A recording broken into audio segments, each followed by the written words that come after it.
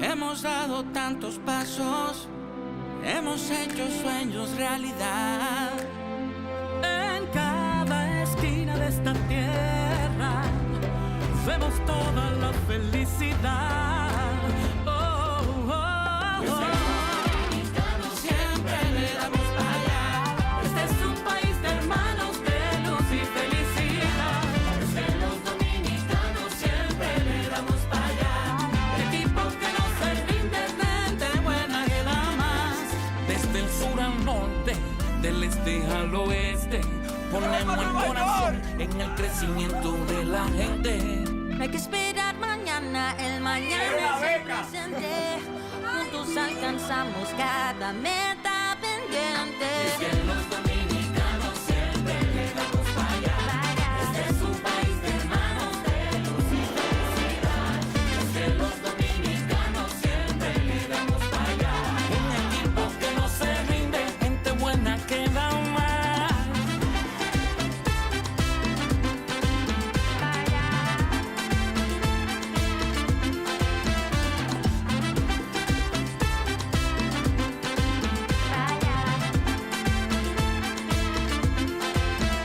Empezamos caminando y pronto empezamos a volar, Pero hay que seguir creciendo. y el resultado disfrutar. Dominicanos siempre le damos para allá. Este es un país de hermanos, de luz y felicidad. Es que los dominicanos siempre le damos para allá.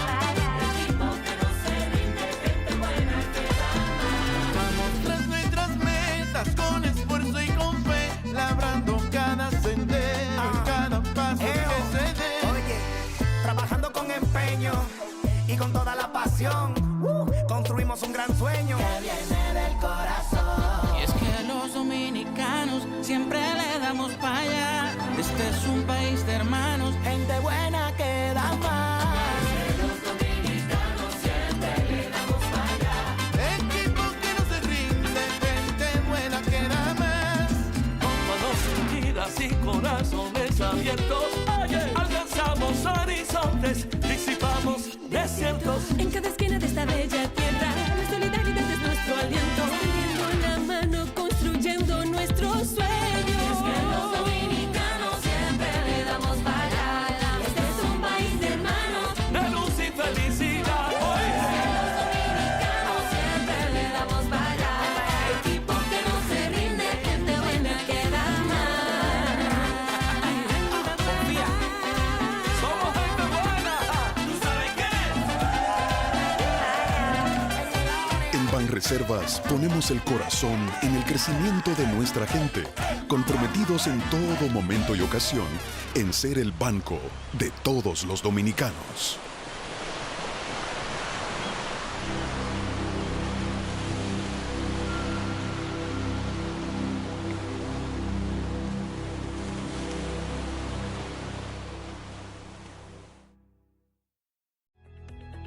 El modelo de éxito de la CAS con el saneamiento de cañadas ha impactado significativamente a miles de familias, mejorando la calidad de sus hogares y entorno. Estas obras han beneficiado de forma directa a más de 2 millones de habitantes. Kilómetros de desechos y aguas residuales a cielo abierto ahora son verdaderos espacios de vida. Corporación del Acueducto y Alcantarillado de Santo Domingo, CAS. El Indotel se renueva, poniendo la tecnología al servicio de la gente, cerrando la brecha digital, reordenando el espectro radiofónico nacional y acercando cada vez más las herramientas de la comunicación al ciudadano, promocionando mediante consenso un mayor nivel de inversión en el sector, imprescindible para el mantenimiento de la calidad del sistema. Son proyectos y logros que nos proponemos alcanzar en la presente gestión. Indotel, la tecnología al servicio de la gente. Parece inofensivo hasta que pone en peligro a todos. El fraude eléctrico afecta a miles y deja a familias sin luz. Y lo peor es que casi nunca se ve venir. No arriesgues tu hogar ni tu familia. La energía segura y legal es un derecho de todos. Detener el fraude eléctrico es iluminar el país. Un mensaje del Consejo Unificado de las Empresas Distribuidoras, EDENORTE, EDESUR y EDESTE.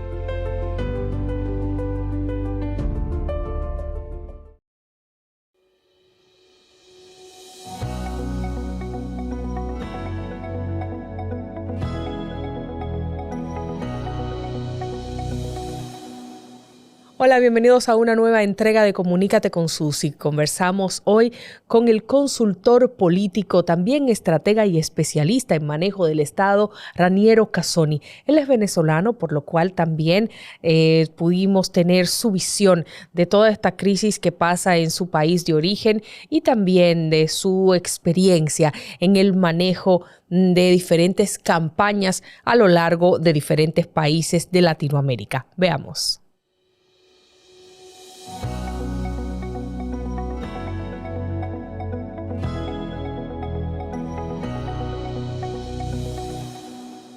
Bueno, Raniero Casoni, al fin nos encontramos acá, politólogo, consultor, pero también actor de novela. Cuéntame de eso.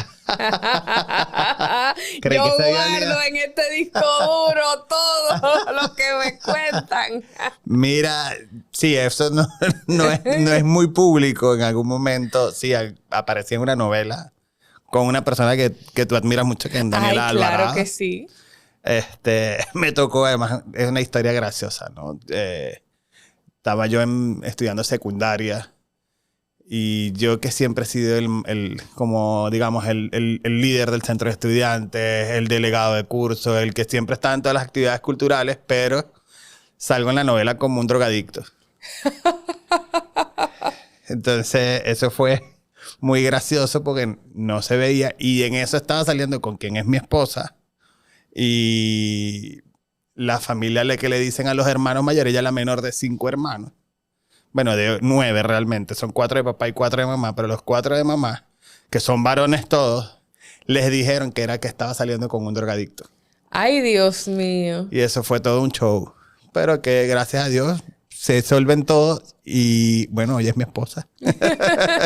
¿Y te gustaba eso o fue algo de una sola oportunidad? Mira, la actuación siempre me ha gustado. Yo creo que es una forma de ser lo que no eres. Es extraordinario porque, digamos, puedes vivir por momentos una pasión que vas a sentir, que vas a ser un personaje que no se parece a ti, que te permite además aprender, te permite generar empatía. Y te genera también una visión de lo que es la vida misma y te permite ser mejor líder. Claro. Para mí fue genial esa etapa. Fue una etapa que quizás quedó congelada por otras pasiones, pero que pronto esa experiencia se va a vivir con una novela que está ahí en producción, que ha estado ahí esperando, que he estado escribiendo un poco y que tiene una reflexión también sobre la necesidad de libertad, la defensa de la democracia y cómo las dictaduras de algún modo te cambian la vida. Yo soy fruto de abuelos, de 4 abuelos, 3 son del exilio. Wow. Es decir, 2 paternos, mi nona y mi nono, italianos, llegaron a Venezuela escapando de la realidad de Mussolini. Y mi abuela materna sale corriendo prácticamente. Digo corriendo, pero la verdad es que fue salir jalada por una oreja. Porque ella quería defender la libertad aquí en República Dominicana contra la dictadura de Trujillo. Entonces, esa realidad... O sea, que tienes una abuela dominicana. Sí. Yo pensé que eras totalmente venezolano. Que no, yo siempre digo, ¿qué nacionalidad necesitas que sea? Porque soy italiano, soy venezolano y soy dominicano. Wow. Y siempre conectado. O sea, para mí en mi casa el sancocho dominicano era normal. El que mi abuela dijera chin, para mí era una palabra natural. Claro. Porque es que resulta que incluso la madrastra de mi abuela, que, o sea, el papá de mi abuela se fue a vivir también mi bisabuelo fue a vivir a Venezuela también. Y la madrastra, pues la esposa de aquel momento, pues de su segundo matrimonio, era dominicana también. Y aunque mi bisabuelo no lo conocía, ella sí. Entonces, para mí, estar en Caracas o estar en Turén, estado portuguesa, donde estaban los hermanos de mi abuela del segundo matrimonio, y estaba mamá, que era su madrastra, era escuchar palabras dominicanas. Para mí era natural. O sea, yo no identifiqué nunca que eran dos naciones distintas. Y recuerdo incluso, hay una anécdota de mi abuela en el 96, porque además mi abuela era perredeísta. Ya tú sabes. O sea, mi abuela era adeca empedernida pro Carlos Andrés Pérez en Venezuela. Y era perredeísta pro Peña Gómez. Peña Gómez y Carlos Andrés Pérez tenían muy buenas relaciones. Y yo recuerdo que estaba saliendo un canal de televisión nuevo en Venezuela de noticias que se llamaba Globovisión. Y eso fue en el 96. Yo tenía 11, 12 años. Y escucho que Leonel Fernández ganó la elección. Y mira, abuela, hay un nuevo presidente en República Dominicana. Bueno, ella tiró improperios. No, eso debió haber sido... Ese fue Balaguer que puso a Leonel. El presidente tenía que ser Peña Gómez. Y digo, ¿sabes? Digamos, para mí, conocer de las noticias de República Dominicana era natural. Entonces, producto de esa historia y el haber tenido que salir de Venezuela... Porque, a ver, mucha gente salió de Venezuela por falta de oportunidad. Mucha gente salió de Venezuela porque no encontró la economía adecuada. Pero hay un grupo que salimos defendiendo la libertad. Claro. O sea, yo incluso he borrado de mi memoria, había borrado de mis memorias cosas graves que me pudieron haber pasado o que pude haber vivido. Pues yo trabajé con la Alcaldía Metropolitana de Caracas de Antonio Ledesma. Para ponerle el cuento corto, al ganar Ledesma, Chávez le empieza a quitar las competencias a la Alcaldía Metropolitana de Caracas. Le quita a los bomberos, le quita a la policía, le quita el canal de televisión que tenía. Y le deja eso, ¿no? Asumimos y empezamos una labor interesante en educación, porque allá además el nivel educativo tiene diferentes regiones, o sea, diferentes niveles. Es el Ministerio de Educación, pero también hay escuelas municipales, escuelas metropolitanas y escuelas estadales. Y las administran las alcaldías o las gobernaciones. Y nosotros estábamos haciendo una labor interesante en educación, se estaban recuperando infraestructuras, se estaban realizando muy buena labor en cultura, que era donde yo estaba trabajando, cultura y recreación. Y al gobierno no le gustó y nos quitó el 90% de todas esas competencias y solo nos dejó 4. Planificación urbana, medio ambiente y administración vial de tránsito, por decirlo de algún modo. Eso fue lo que nos dejó. Y recoger la basura, me imagino. No, ni siquiera. Eso nos las quitó también. No podíamos recogerla. O sea, nos quitó todas las competencias. Compañero. Y en ese proceso, antes de quitarnos esas competencias, primero nos quitó el situado constitucional, nos quitó no cobrábamos, y nos estaba quitando competencias, y los trabajadores salimos a batallar, a pelear, digamos, fuimos a los dejó sin salario. Nos dejó sin salario 3 meses. O sea, sin presupuesto. Y para que después nos quitara de una vez definitivamente, hiciera transferencias y perdiéramos la condición de empleados en algún momento. Y en esa lucha fuimos varias veces a protestar y en una de esas hay terminamos en el Tribunal Supremo de Justicia, nos lanzan bomba lacrimógena y nos estamos retirando del sector huyéndole a las bombas. Y ya nos estábamos yéndonos más bien a nuestras oficinas. Bueno, en el camino, yo visualizo, estamos caminando. Al frente mío estaba un dirigente político que era, en ese momento trabajaba en la Procuraduría, en la Prefectura, de la Prefectura de Caracas. Y lo van a agarrar 2 policías y 2 muchachas de consultoría jurídica. Lo defienden y le dicen, no. Y yo estoy, ¿sabes? Para mí era un ambiente extraño, hostil, ¿no? Pero digamos, no nos habíamos enfrentado todavía a esa represión tan brutal que conoce Venezuela en el 14 y en el 17. Esos, digamos, fueron los inicios en ese sentido de esa represión. Y de repente alguien que está cerca mío lo agarra un policía, lo abraza y le dice, lo tengo. Pero estaba aquí al lado mío.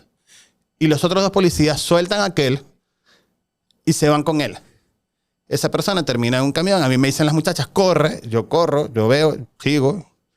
Ese muchacho terminó junto a 10 más, 11 meses detenido en un retén común, en retén de la planta. Y eso lo reviví yo viendo Simón. Por ejemplo, la película Simón de Netflix. Y a mí se me había olvidado. Y cuando yo estaba ahí con mis compañeras de mi esposa y unos amigos que también habían hecho política, todos salimos ahí llorando recordando lo que hemos vivido en Venezuela. Claro. Experiencias como haber tratado de recuperar nuestras oficinas de la alcaldía metropolitana y ver una pistola apuntando a tu jefe. Y que todavía estamos saliendo y nos lanzan una lacrimógena. Gente que no era policía, gente que son paramilitares. Y tener que irnos a nuestra otra oficina y después nos fueron a buscar allá.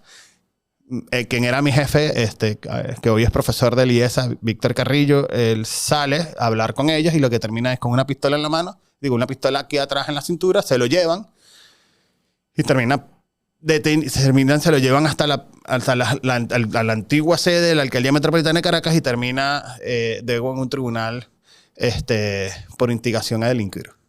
Oh. Con régimen de presentación. O sea, duró esa noche en la cárcel y régimen de presentación. Digamos, son historias. O sea, son muchas cosas las que hemos vivido en Venezuela. Y en ese momento era Chávez todavía presidente. Era Chávez. O sea, mucha gente dice, no, es que Chávez era un demócrata. No. Chávez era un autoritarismo competitivo. A Chávez le costó reconocer la única derrota que tuvo, que fue en el 2007. Y prácticamente te sacó de Venezuela. No me sacó. La verdad es que no nos sacó él, nos sacamos nosotros mismos.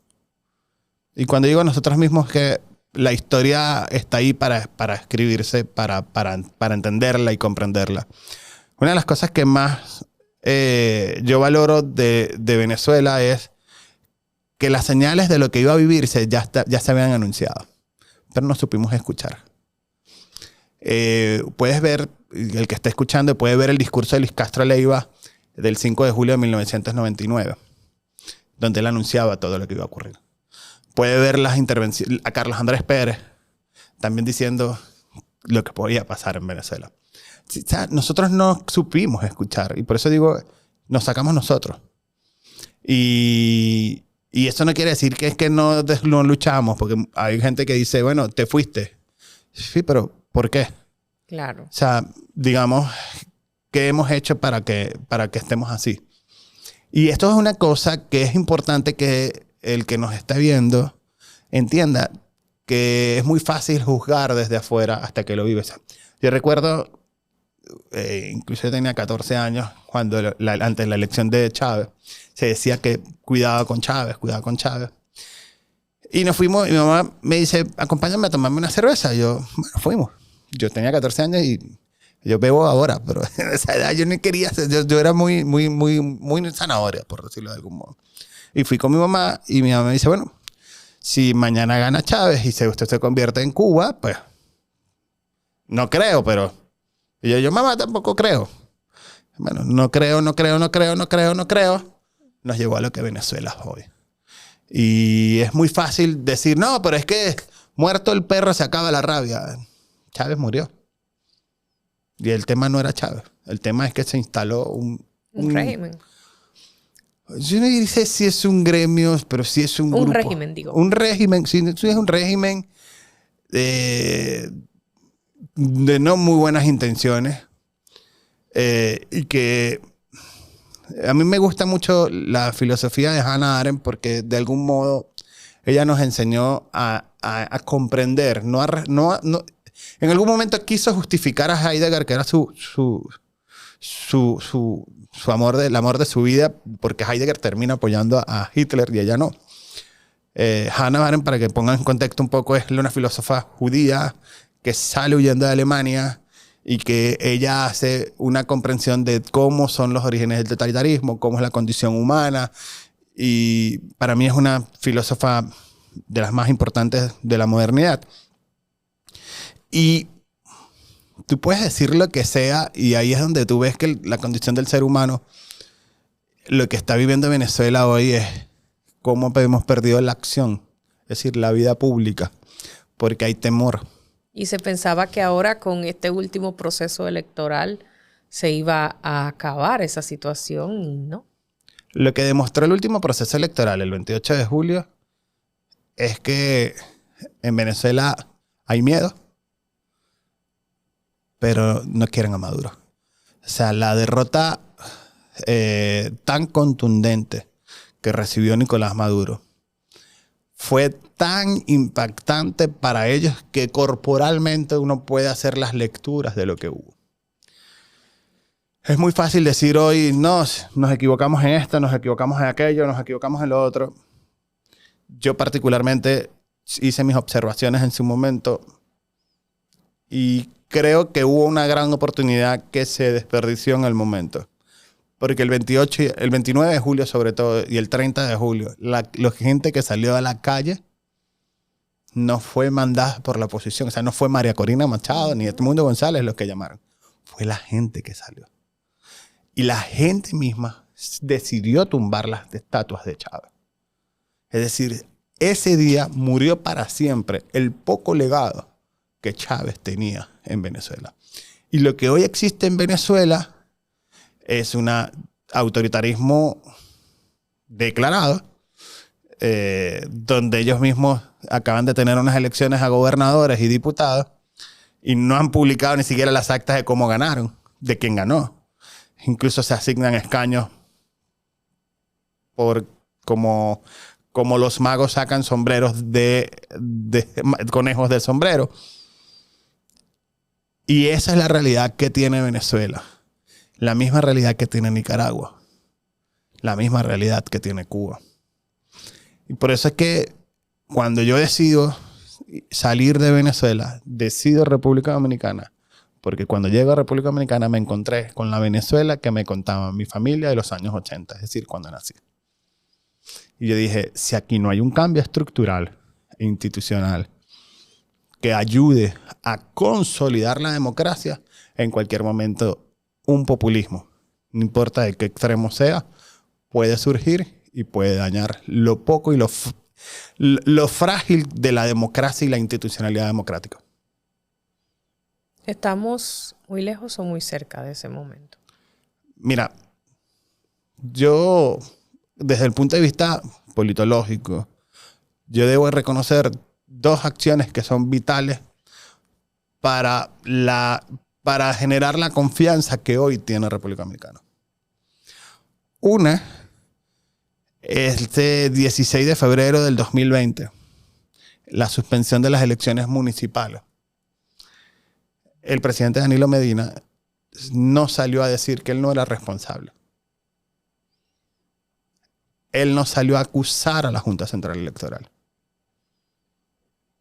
Y ese hecho, que implica un sacrificio para él y para su partido, es lo que siembra un valor institucional importantísimo.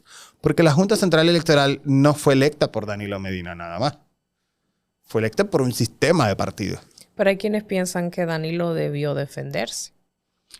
Yo no estoy juzgando si debió defenderse o no. Yo estoy diciendo esa acción generó una institucionalidad importante. Y el segundo hecho que yo valoro institucionalmente es lo que ha intentado hacer el presidente Abinader de generar mayor transparencia y tan transparente que él se retira de una vez el tema de la reelección. Siembra institucionalidad es algo difícil de entender porque lo acabas de decir tú. Hay quienes entienden que el presidente Danilo debió defenderse. Hay quienes entienden que el presidente Abinader no debió haber dicho que no debía de ir a la reelección. Queramos o no, esas dos acciones son acciones que siembran la institucionalidad. Y un último hecho que me parece también importantísimo es el valor que representan los expresidentes para un país. No podemos negar la historia. El negar la historia es negarnos a nosotros, porque esos presidentes fueron electos popularmente. Y ese conflicto perenne entre expresidentes, como lo ocurre en Colombia, te pueden generar inestabilidad en el tiempo. Que ahora hemos visto que se han reunido en varias ocasiones para el tema Haití. Este es el caso de República Dominicana, pero ya fíjate, pongo ejemplo a República Dominicana, pero si lo vamos a Colombia, fíjense lo importante que fue para Gustavo Petro, con adversario continuo de Álvaro Uribe, lo que significó la visita de Álvaro Uribe Vélez, recién electo Gustavo Petro. Genera estabilidad. Claro. Los expresidentes, de algún modo, son instituciones. Son instituciones que fueron electos popularmente, que representan un sentimiento de algún momento. Y nos guste o no, porque puede haber presidentes que a muchos no les gustará, pero fue electo y representa ese sentimiento. Mira, hay una frase que a mí me marcó mucho, que fue la de Hipólito Mejía. Dice, los expresidentes no deben estar presos. Eso me retumbó. Yo dije, ¿pero por qué no? ¿O por qué sí? Porque es muy fácil decir, bueno, no.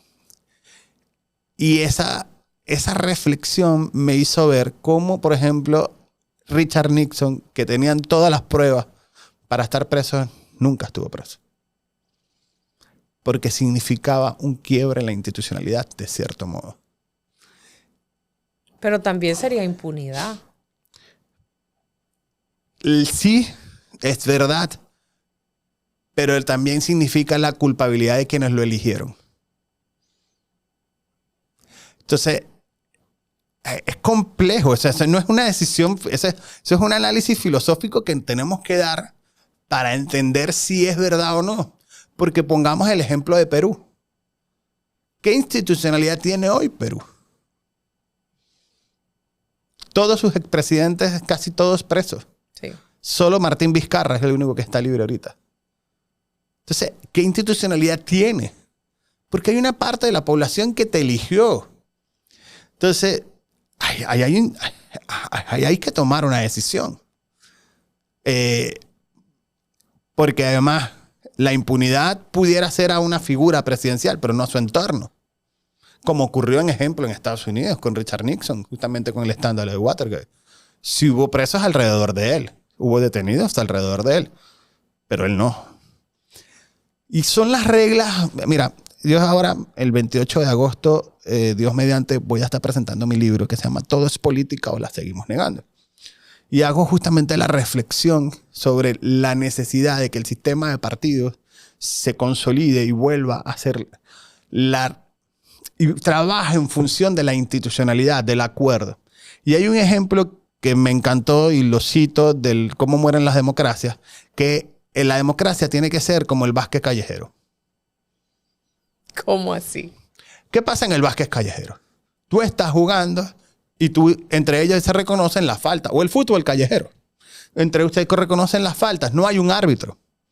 En el momento en que yo me sobrepase sobre el otro y no respeto las reglas mínimas de convivencia en el básquet callejero o en el fútbol callejero, termina en una rapiña. Termina a golpe. Arrabazo. Arrabazo. Como decimos aquí. Terminan en eso. Bueno, eso es lo que pasa en la democracia cuando no se respetan las reglas mínimas de la tolerancia y del respeto hacia el otro. Se termina rabazo. Termina rabazo. Y ahí tenemos los mejores ejemplos. Lo que nos está ocurriendo ahora en Colombia.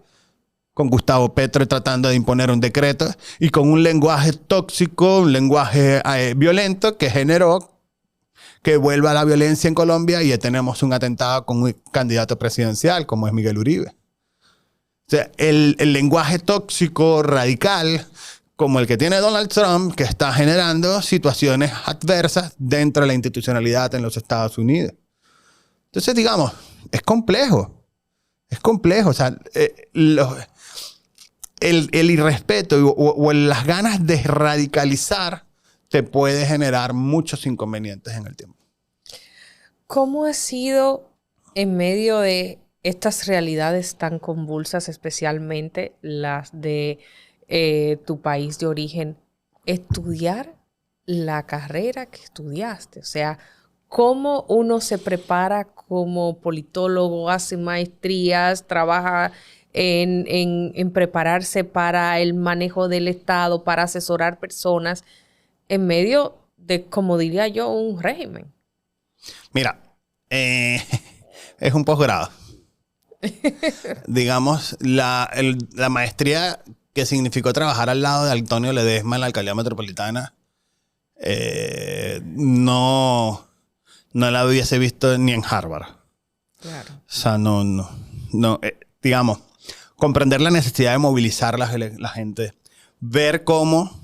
Mira, el mejor ejemplo del padre Newman, el que decía, bueno, fueron por los judíos, yo no salí porque yo no era judío. Ajá. Fueron por los católicos, por X. Claro. Y al final, Luego cuando vinieron por mí y ya no había nadie.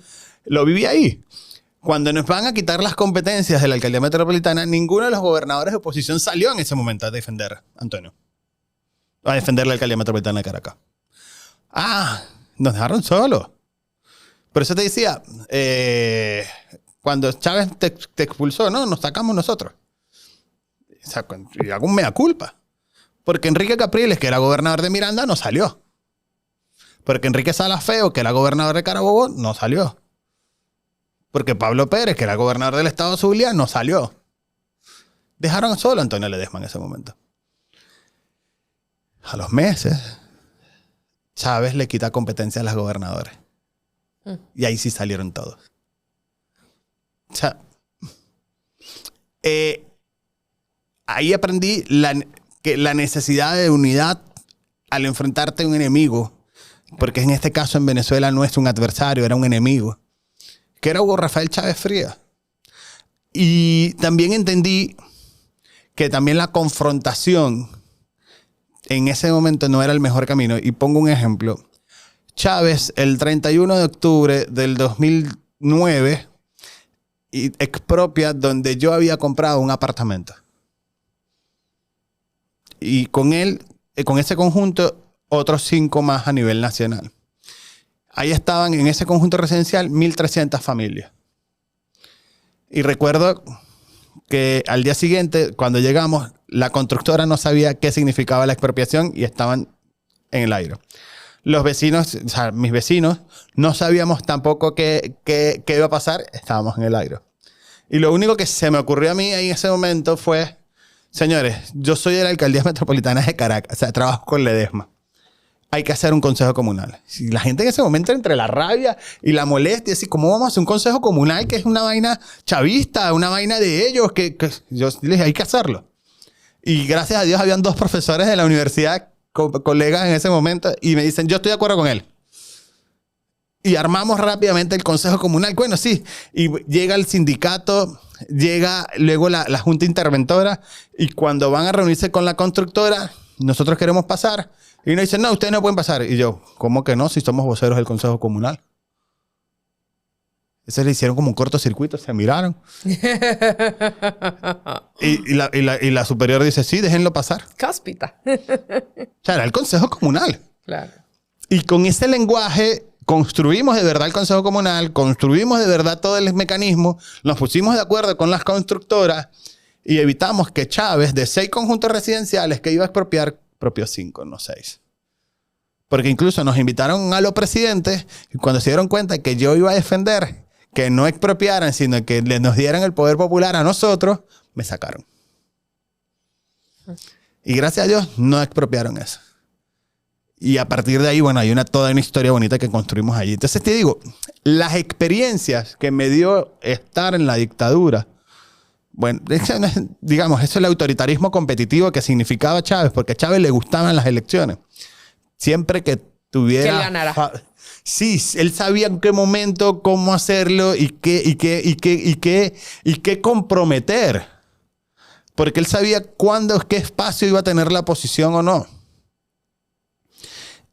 Porque además él sabía la capacidad y el liderazgo que él representaba y lo que eso podía traducirse en votos.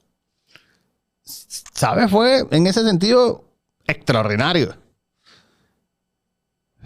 Pero yo puedo decir que él no expropió porque sabía que eso iba a ser un boomerang si él lo expropiaba. Claro.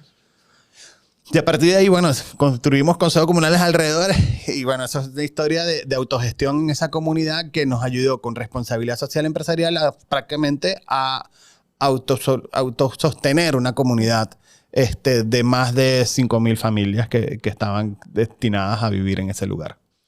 Quiero que hagamos un recorrido por tu vida profesional y vamos a iniciar porque también fuiste corredor de seguros. ¿Cómo es eso? Bueno. Eso es una historia muy buena, fíjate.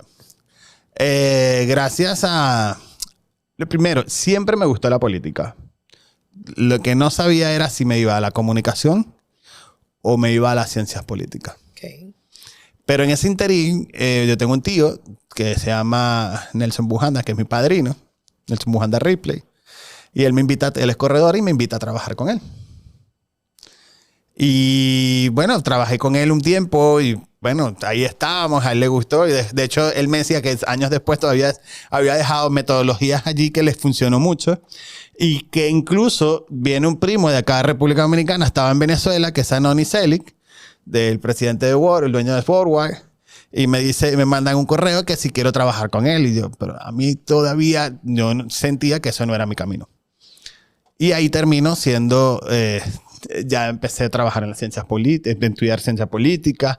Y hay una charla al que yo creo que marca un antes y un después, entrando en la escuela de ciencia política, que marca el camino de lo que yo quiero hacer. Okay. Estaban en esa charla 3 personas, Osvaldo Ramírez Colina, John Magdaleno y Edgar Gutiérrez. A los 3 un abrazo. Además, los 3 son grandes profesionales, amigos, y los 3 hablaban del rol de la consultoría política. Y a quien más recuerdo yo en ese momento de todo lo que dijo fue Edgar Gutiérrez. Para quienes no conocen a Edgar, Edgar es parte del staff de consultores que acompaña a Mauricio Bengochea junto al presidente Abinader. Y fue, curiosamente, el primer consultor que me consigo yo en la República Dominicana en el año 2015. Entonces, a él le tengo mucha gratitud por aquella charla y cómo marcó el camino. Termino la universidad y inmediatamente, Susi, me dicen que si quiero ser profesor. O sea, ni siquiera tenía el título. Claro. Recuerdo que la primera vez que entré en un salón, yo todavía sin el título en la mano, me dicen profesor y yo... sí, dime. Que fue en la misma universidad en la que estudiaste. En la misma Universidad Central de Venezuela. Pero también, aparte de profesor, trabajaste en la parte administrativa. También trabajé en la parte administrativa. Hiciste de todo. Sí, de hecho he pasado, digamos, he tenido también propios emprendimientos, digamos, hemos hecho... siempre me ha gustado la versatilidad y eso te da una visión de vida distinta. Yo creo que hoy comprendo mejor la necesidad de responsabilidad social empresarial a partir de lo que viví con el intento de expropiación. Claro. Entiendo mejor digamos, cómo funciona un restaurante a partir de tener uno propio. Entiendo mejor el espectáculo que significa la política porque hice teatro. Digamos, de la importancia de la oratoria. La importancia de de la capacitación, de tener el feedback, porque también me he sentado en esa silla. Entonces, digamos, ese recorrido profesional ha hecho lo que es hoy. Y a propósito, ya voy a tener 10 años de trabajo en la República Dominicana, ya con sede acá, aunque, digamos, este país me presta a otros de vez en cuando, que voy a Colombia, voy a Panamá, voy a México a trabajar. Pero ya voy a cumplir 10 años acá de tener mi firma y eso lo vamos a celebrar nuevamente, te lo digo. Es el 28 de agosto, me tiene muy emocionado. El libro se llama Todo es Política o la seguimos negando. Vimos entonces luego tu paso de la universidad, ya hablamos de tu paso por la alcaldía y tengo entre mis notas que fuiste director general de Unidos con Propiedad, una asociación civil. ¿De qué trataba la asociación y a qué se dedicaba? Mira, fíjate que... eso viene con el intento de expropiación y fue el formato que logramos unificar todos los conjuntos residenciales. Y fue tan importante porque lo primero, el eslogan, que era que estábamos unidos con propiedad, era por nuestra propiedad. Ya, por sus apartamentos. Sí, y termina siendo una asociación civil porque el gobierno, el régimen, no nos quiso reconocer nunca como consejo comunal. Porque éramos de oposición. Entonces, nuestra forma de decir, pues nosotros incluso hicimos el Consejo Comunal del Encantado Humboldt, el Consejo Comunal de las Haciendas, el Consejo Comunal de Ollantaypuy, que eran los conjuntos residenciales. Y después le dijimos, somos la comuna. O sea, que es el modelo que Chávez siempre quiso implementar y que Nicolás Maduro quiere hacer, de eliminar las alcaldías por comuna. Y nosotros quisimos hacer eso como diciendo, aquí nosotros vamos a picar adelante. O sea, no nos va a imponer nada. Y esa asociación civil se convirtió en una mini alcaldía porque teníamos patrullaje de seguridad interna. Desmalezábamos dentro de los caminos porque son caminos que necesitan mucho monte, digamos, entonces nos desmalezábamos. Coordinábamos con las alcaldías para la fumigación, coordinábamos con las alcaldías para que nos fueran a recoger la basura. Hacíamos eventos del Día del Niño, o sea, era una cosa impresionante porque además en esa zona, en El Encantado, está la segunda planta hidroeléctrica de América Latina. Wow. Hicimos un recorrido hasta allá. Tenía la hacienda El Encantado de 1790, que estaban ahí la estructura y ahí rescatamos un poco la hacienda y la pusimos a disposición de la comunidad. Hacíamos actividades deportivas, hicimos actividades de liderazgo. O sea, éramos una mini alcaldía autogestionada entre industriales que estaban en la zona, porque ahí había un sector industrial, y autogestionado por comunidad. Nosotros nunca recibimos fondos públicos. Hicimos todo eso. O sea, eso es algo de lo cual me llena de orgullo porque es el mejor modelo de cómo una comunidad funciona y esa experiencia terminó siendo mi tesis de maestría y luego gana un ensayo internacional de participación ciudadana para el CLAT. Qué bien. Y pues ya tienes prácticamente 10 años con contacto directo consultores, que como nos cuentas te ha llevado no solo acá en República Dominicana, que es tu sede, tu base, sino también por otros países de Latinoamérica. ¿Cómo han sido estos trabajos? ¿De cuáles nos puedes comentar? Porque sé que tal vez habrá uno que otro o muchos que tengan situación de acuerdos de confidencialidad y demás, pero ¿de qué cosas que has logrado en esta carrera de consultor político, consultor en temas de manejo del Estado, te has sentido más orgulloso de poder alcanzar? Bueno, primero agradecer a Daniel Iboscu con la Cumbre Mundial de Comunicación Política. Claro.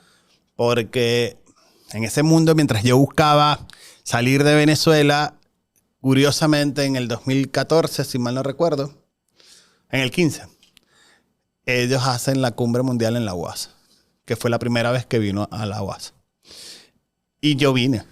Y bueno, con la fortuna de Dios, hasta salí en portada de Diario Libre, o sea, por mi conferencia en ese momento. Y eso marcó un antes y un después. Y, digamos, fue el empuje necesario para salir de Venezuela y instalarme acá.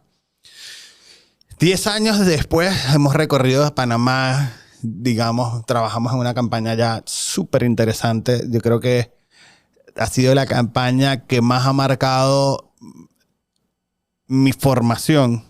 Yo creo que es un antes y un después también esa campaña, por lo que significó, por el nivel que entregamos y también por el nivel de predicción, que siempre ha sido positivo, pero aquí como que logramos predecir muy bien hacia dónde iba.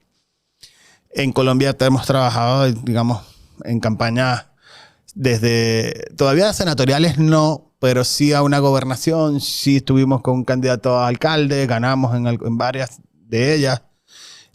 Luego tenemos México, tuve la oportunidad de participar junto a un gran amigo que es Mauri Mogollón, que es consultor en México, me invitó a participar allá. Él dice que en una de esas me tocó como unas vacaciones pagas porque la verdad es que como que la campaña en ese momento como que no era campaña como tal y estábamos nada más y nada menos que en una zona muy turística, ¿no? Ok. Entonces, por más que uno es workaholic y quería trabajar, pues la campaña como que no estaba en eso. Y digamos, hay una que sí me gusta, hay dos que me gusta mencionar mucho de la República Dominicana, pero me voy a quedar con una que marca una historia para mí, que es que mi hija, con 5 años, empieza a decirme que quiere ser alcaldesa. ¿Cómo? Y yo todavía para retarla, ajá. Y si eres alcaldesa, ¿qué propones para la ciudad? Bueno, papá, abro todos los hidrantes para que la ciudad se llene de arcoíris. Y yo, ok, tiene esta propuesta.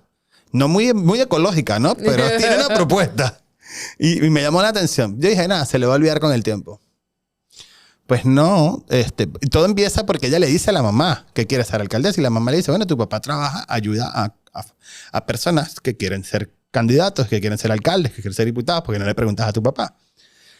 Y ella fue y me contó. Entonces, al tiempo, yo bajo al Parque Iberoamérica y me encuentro que está la alcaldesa Carolina Mejía. Y le digo a mi hija, ¿quieres manejar bicicleta o quieres conocer a la alcaldesa? Está bien, vamos. Y nos sentamos y Carolina, si hay que reconocer, Carolina es muy empática. Sí, muy cercana. Muy cercana. Yo creo que ella fue la segunda o tercera política con que yo me reuní de República Dominicana cuando todavía ni siquiera ella pensaba ser candidata a vicepresidencial. De Luis en el 2016. Y Carolina me reconoció y agarró, me lleva a mi hija y entonces le da su discurso y le dice, Isabela, ¿cómo te llamas? Isabela. ¿Quieres decir algo? Y ella le dice, sí. Y cuando le da el micrófono dice, hola, y todo el mundo se ríe, se cohíbe un poco y yo les voceo, hey, Isabela, ¿por qué no le dices lo que quieres ser cuando seas grande? Y la mira y le dice, alcaldesa. Carolina la abrazó, no, mi alcaldesita, y era Navidad y se puso a cantar con ella y feliz y todo. Posteriormente yo dije, nada, se le olvidó. Y me encuentro después a la alcaldesa y a Elizabeth Mena, la secretaria de gobierno hoy. Y me dicen, oye, hay que fomentar el liderazgo femenino. Y yo tengo que decir que hasta ese momento yo no había trabajado sino con una mujer. No había dedicado a trabajar con mujeres. No había tenido la fortuna. Elizabeth Mateo. Elizabeth Mateo, perdón. Sí, Elizabeth Mena es otra amiga nuestra. Sí, otra amiga, sí. Mateo, Elizabeth Mateo. Un abrazo a Elizabeth. A las dos. Y Elizabeth me dice, hay que fomentar el liderazgo de las mujeres. Desde chiquitas, que sepan que pueden. ¿Tú la has llevado al Palacio Consistorial? Y yo, no. Pero ella cumple años dentro de 2 semanas. Escríbeme el lunes, que yo te voy a confirmar para que vaya el día de su cumpleaños. Y yo, bueno, está bien. En efecto, tal cual. Y la llevo al Palacio. Carolina había organizado todo. Y lo primero que le digo a mi hija, la alcaldesa te invitó en su cumpleaños para el Palacio Consistorial. ¿Las alcaldesas tienen palacio? Y yo, bueno, en este caso sí. ¿Y tienen alfombras rojas? ¡Ay, Dios mío! Y yo, bueno, eso no sé, eso lo vamos a descubrir allá. Y ella se fue con su tiara, fue para allá, maravilloso.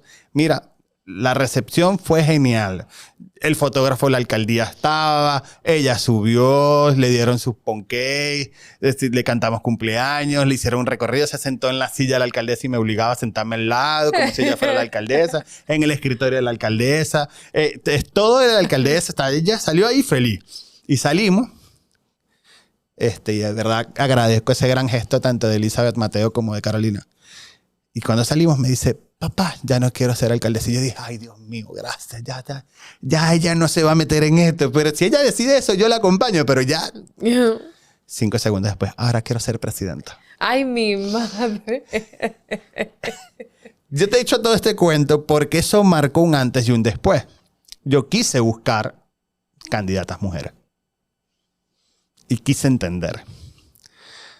Y me tocó trabajar en esta última campaña con 5 mujeres. Ganaron 4. Wow. Y qué curioso que pasara lo siguiente. Tú nunca eres...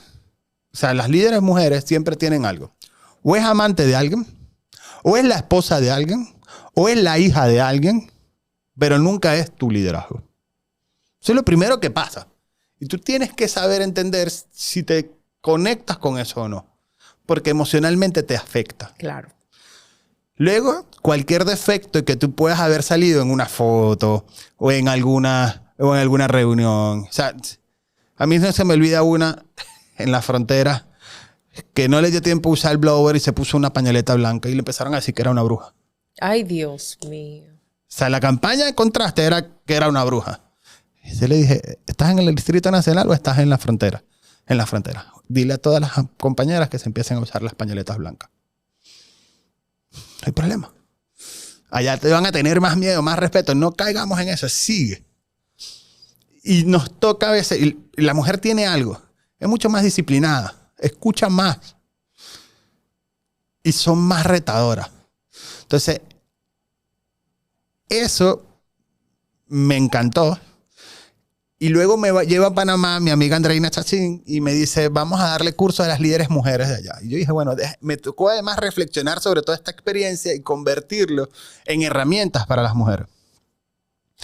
Y me encontré un video de una serie de televisión que lo usé mucho, pero más que la serie o el sketch de la serie, es la frase de Walt Whitman. Be curious, Don Jackman. No juzgues, sé curioso. ¿Y qué pasa? Cuando alguien te dice algo malo a ti, estás fea.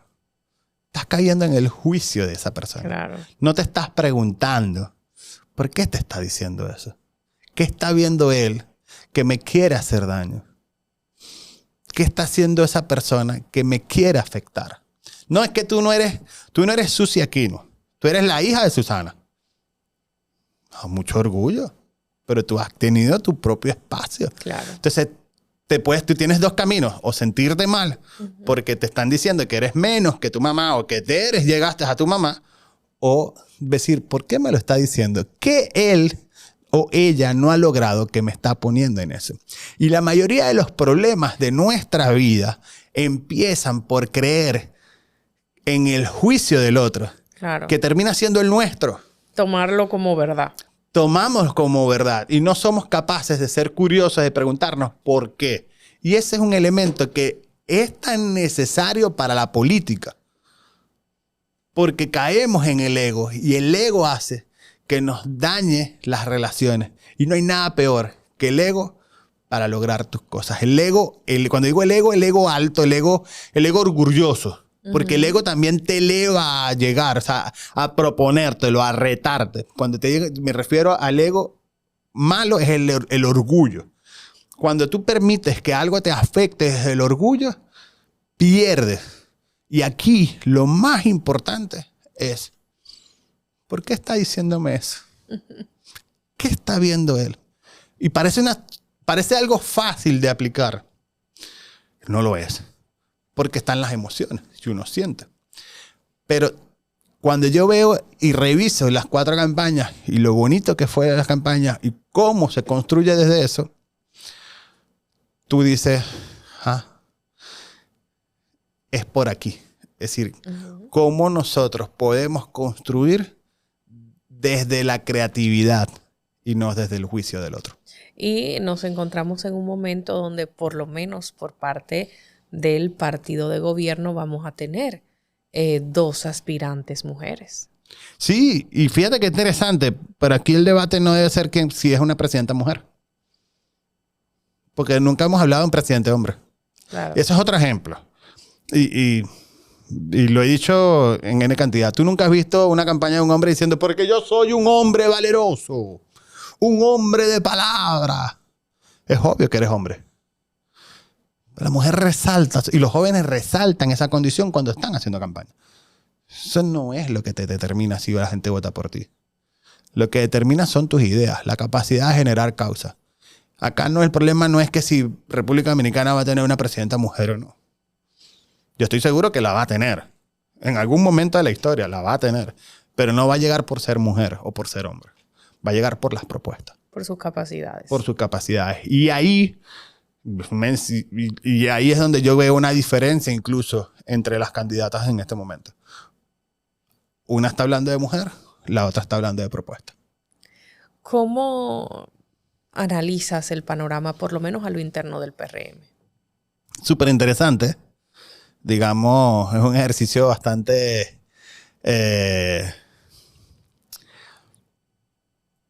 laborioso, por decirle una palabra. Sí, porque hay muchos también.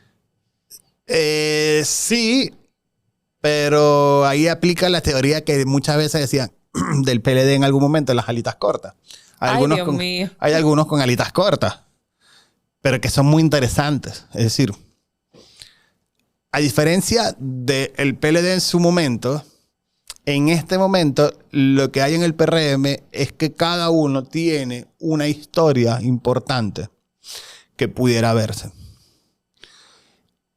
Y eso hace que sea más complejo. Pero además, con un ingrediente adicional. El presidente Abinader dijo que no va. Y además pareciera que no se va a involucrar, sino que va a ser el referee. Entonces, es interesante, es una historia nueva. Esto no había ocurrido antes. Porque si vemos en el 2019, se decía que Danilo iba a la reelección y la pelea era con Leonel. Al Danilo no ir, a última hora, del sombrero sacaron un candidato que no estaba todavía, no había salido, que era Gonzalo. Uh-huh. En este caso todos están en la calle. Ya saben que el presidente no va. Y aquí lo que hay que poner es orden para que el bochinche no se haga el desorden, que significaría una fractura del partido. ¿Es muy posible una fractura o hay más posibilidades de que se unan para no perder el poder? Yo considero que en este momento el riesgo de fractura del PRM es mínimo. Ok. Porque el presidente Abinader ya los está convocando para hablar. Porque hay intereses de poder detrás de todos los precandidatos. Y cuando hay intereses de poder, se ponen de acuerdo mucho más rápido. Los egos sí generan problemas. Pero resulta que estas candidaturas que hoy están no corresponden nada más a ellos, sino a intereses que hace que se pongan de acuerdo. Así que yo creo que es muy poco probable ver a un PRM dividido. Y es menos probable en este momento es una unidad también del PLD y la Fuerza del Pueblo. No tiene chance la oposición. Sí la tiene, pero los egos son mucho más fuertes en este momento todavía. Y habrá que esperar ver cómo se desencadena. Y cuando me refiero a egos, me refiero a orgullos. Orgullos de intransigencia, orgullos que no permiten comunicarse, orgullos de no reconocerse. Eso hace que sea mucho más complejo la unión entre estos dos partidos.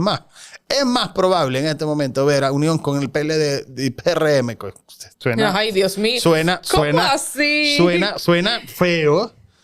Yo lo veo hasta más probable en algún momento que la PLD con la Fuerza del Pueblo. Wow. Dos hermanos de una misma casa, tan difícil. Pero si no se reconocen. Ese es el problema. No solo no se reconocen. Hubo una media alianza en las pasadas elecciones. La alianza impulsada desde la base. Desde la base.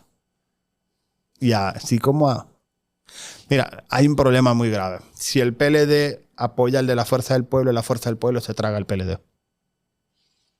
Si la Fuerza del Pueblo apoya al PLD se traga a la Fuerza del Pueblo. Entonces, ese es el primer problema.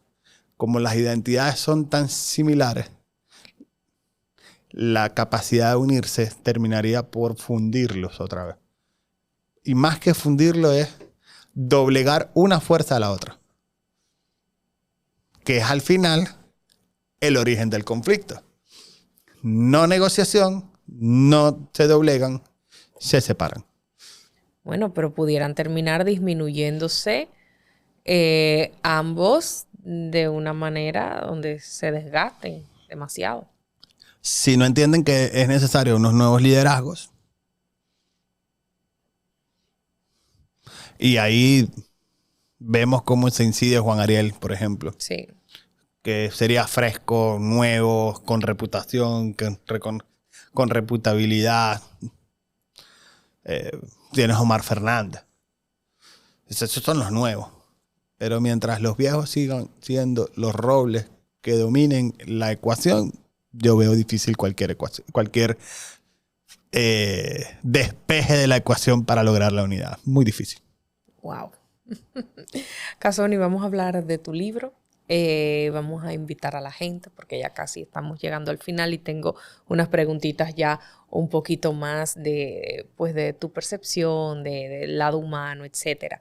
Entonces quisiera conocer cuál es el deseo que tienes de dónde debe colocarse este libro en el imaginario de la gente.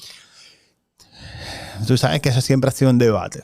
Todo empieza porque empecé a escribir un artículo de qué es política y el poder y la relación de la estrategia, y terminé haciendo un escrito concentrado para hacer un artículo y terminé como en 6 páginas, ¿no? Entonces, 16 páginas, mentira.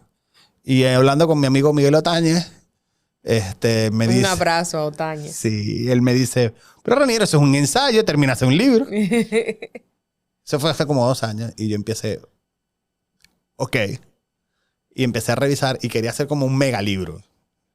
Y dije, pero y yo soy muy fanático también de leer Byung-Chul Han. Entonces, todos los libros de Byung-Chul Han son unos libros así. Claro.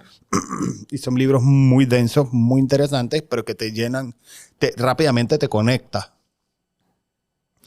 Y yo, después de querer hacer ese libro, leí como 4 libros de Byung-Chul Han, incluyendo Vida Contemplativa, El Enjambre,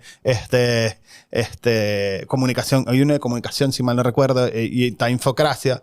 Los terminé de leer y yo dije, pero ya va, es mejor hacer uno solo más corto. Y me fui por la definición de qué es política, que muy pocas veces la entendemos, y porque en las intervenciones que hacemos, en las entrevistas que hacemos con cada cliente, siempre le preguntamos por qué está en la política. Y algunos nos decían, no, es que yo no soy político. Ok. Me generaba un cortocircuito. Y yo, ¿cómo que no eras político? Y justo antes de empezar hablábamos incluso de cómo los bebés a nosotros nos dominan, los niños. Y decía, nosotros no somos conscientes de que los niños nacen bajo un régimen de gobierno.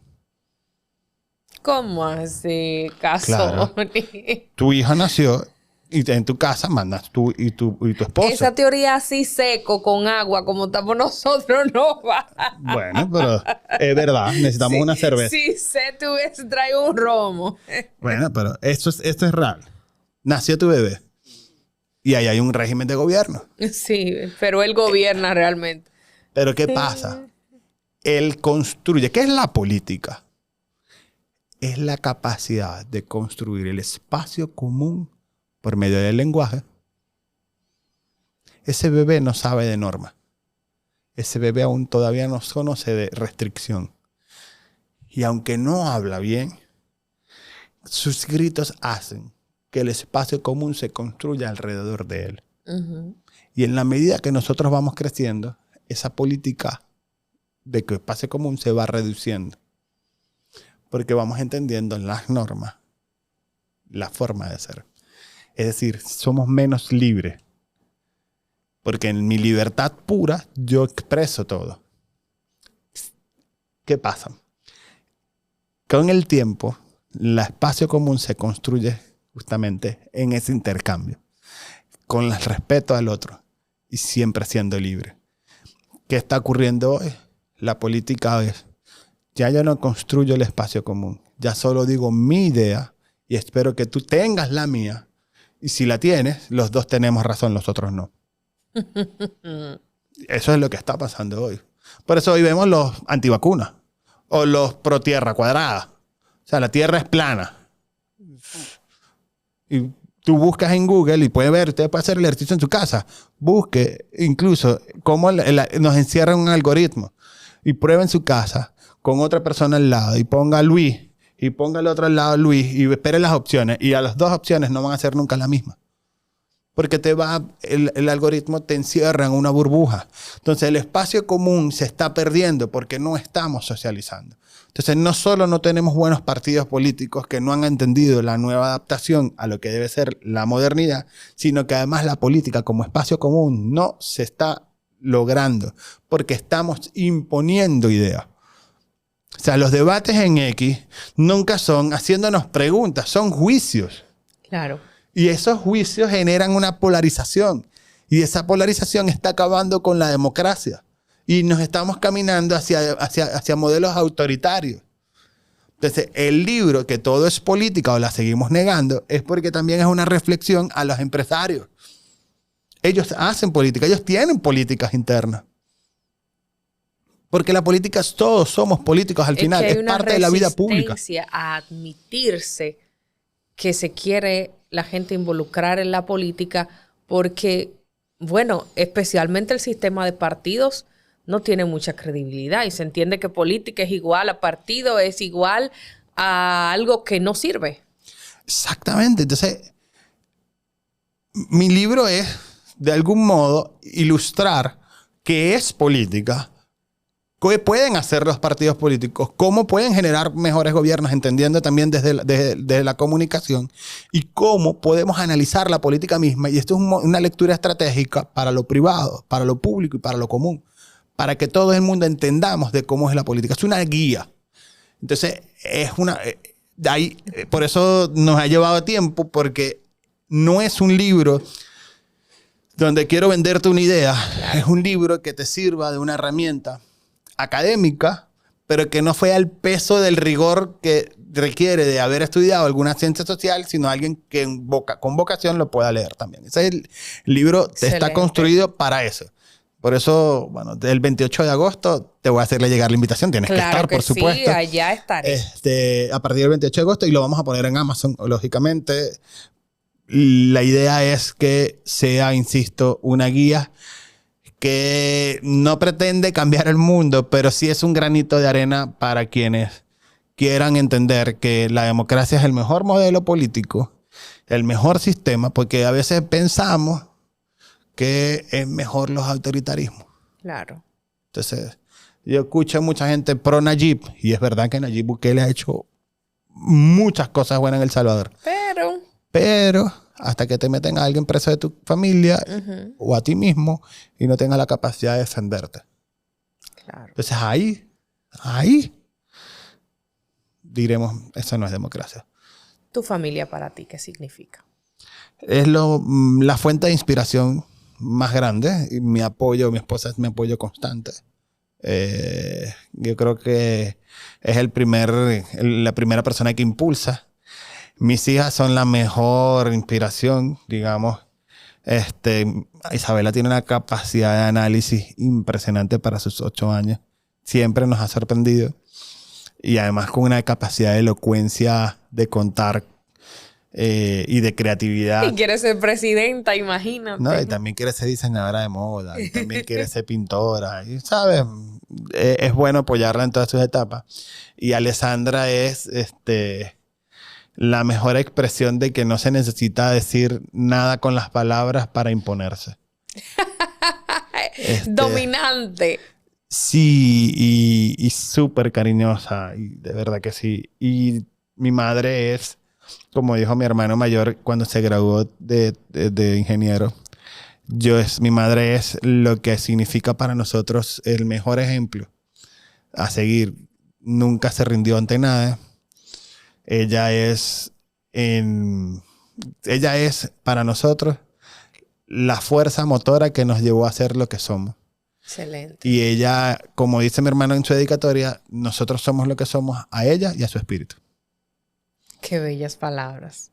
Finalmente, ¿con qué sueñas? Bueno, sueño con volver. Wow, claro. Sueño con volver. Pero con volver no para quedarme, pero sí sueño con una Venezuela libre. Sueño con una Venezuela próspera. Sueño con que República Dominicana siga por el sendero que va de institución. No importa quién gobierne. Sueño con ver a Venezuela en el Mundial de fútbol. Sueño con volver a ver a Italia en el Mundial de Fútbol. Sí me gustaría ver a Dominicana en el fútbol también. O sea, bueno, hemos dado tanda en la Copa Oro. Sí. No le ganamos a México, pero lo pusimos a sufrir. Exactamente. Están indignados. Sí. Bueno, ya Venezuela pasó por eso. Así que Faitelson está loco con eso. Pero sí, sueño con la libertad. Si con algo sueño yo es con la libertad y no mi libertad nada. Claro. Yo creo que La libertad es algo que es un bien tan preciado que no sabemos lo que tenemos hasta que la perdemos. Así es. Gracias. Gracias a ti. Por haberme acompañado en esta edición de Comunícate con Susi. Espero que tu libro lo adquiera mucha gente. Voy a estar ahí, Dios mediante, acompañándote en ese día y me siento muy feliz de que hayamos compartido este tiempo de programa, porque a veces uno se conoce, conversa, pero nunca profundiza tanto como dedicarse 1 hora, 30 minutos, 40 minutos a conversar de todos los temas que inquietan a uno. Me enorgullece compartir generación contigo. Trato de que todo el que se siente en esa silla pues sea alguien de quien yo entienda que puedo aprender y de quien yo entienda que representa lo mejor de la República Dominicana, de su país de origen, de todas sus nacionalidades, como es tu caso, y precisamente de estos tiempos. Gente que aporte es lo principal que quiero tener en este espacio y me honra tu amistad. No, a mí me honra mucho saber que me hayas invitado. Agradezco tu espacio. Además, te admiro también por todo lo que haces. Y, hey, tienes que seguir en el teatro, o sea, no puedes dejarlo. Claro. O sea, tú tienes mucha más pasión en ese momento que yo. Tuve el año pasado una obra muy divertida, un poco plebe, pero se disfrutó. Autoría de mi esposo, él es el culpable de la plebería. Bueno, tienes que seguir. Claro que sí, pronto vamos a ver si hacemos algo. Gracias, Casoni. Gracias a ti.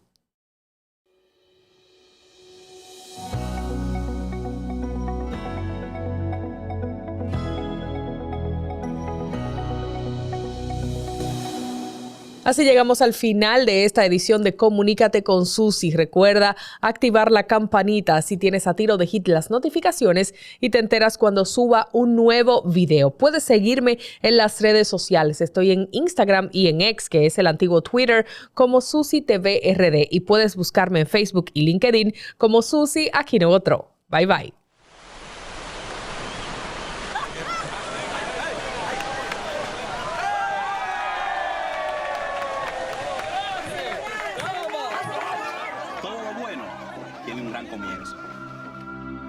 Hemos dado tantos pasos, hemos hecho sueños realidad.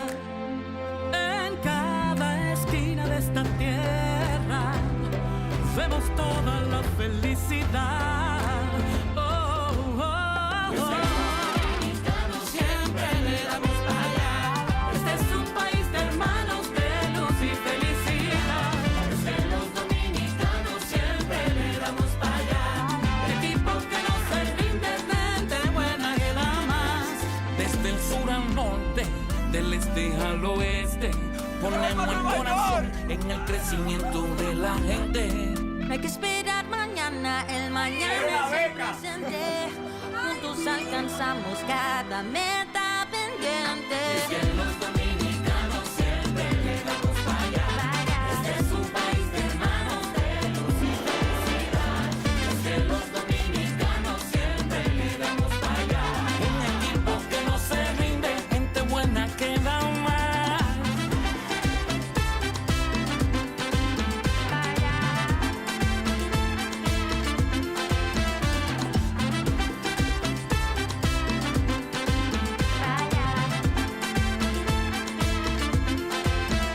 Empezamos caminando y pronto empezamos a volar, pero hay que seguir creciendo. Y el resultado, disfrutar. Dominicanos siempre le damos para allá. Este es un país de hermanos, de luz y felicidad. Es que los dominicanos siempre le damos para allá. Equipo que no se rinde, gente buena que da más.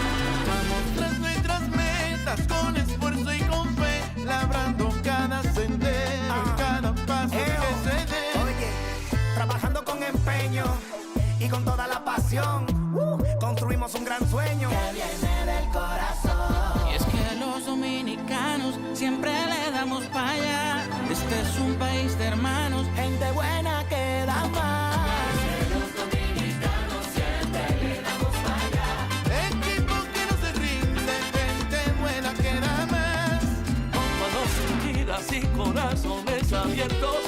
Alcanzamos horizontes, disipamos desiertos. En cada esquina de esta bella tierra, la solidaridad es nuestro aliento. Tendiendo la mano, construyendo nuestros sueños. Que los dominicanos siempre le damos para allá. Este es un país de hermanos, De luz y felicidad. que los dominicanos siempre le damos para allá. Equipo que no se rinde, gente buena que da más. Confía. Somos gente buena. ¿Tú sabes qué? En Banreservas ponemos el corazón en el crecimiento de nuestra gente, comprometidos en todo momento y ocasión en ser el banco de todos los dominicanos.